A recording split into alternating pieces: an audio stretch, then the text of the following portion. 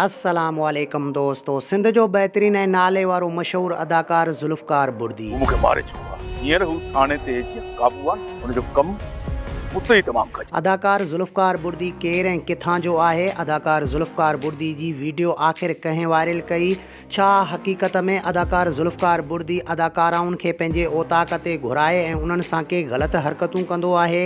तफ़सीली ॻाल्हि ॿोली शुरू करण खां पहिरियां जेकॾहिं तव्हां असांजे यूट्यूब चैनल ते नवां आया आहियो त महिरबानी करे असांजे यूट्यूब चैनल खे सब्सक्राइब करे घंटी जे बटन ते क्लिक करे ऐं नोटिफिकेशन ऑल करे छॾींदा।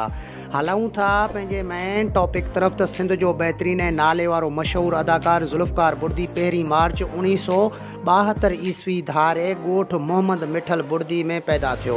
अदाकार ज़ुल्फ़कार बुर्दी 50 खां मथे ड्रामनि में कमु करे चुको आहे, पर उनखे बेपनाह मक़बूलियत पत्थर दुनिया ड्रामे खां मिली ऐं पत्थर दुनिया ड्रामे में मिठल जे नाले सां अदाकारी कंदो हो ऐं अॼु ॾींहं ताईं खेनि मिठल जे नाले सां काफ़ी सुञातो वेंदो आहे ऐं काफ़ी जॻहनि ते उनखे मिठल जे नाले सां ई सुञातो वञे थो।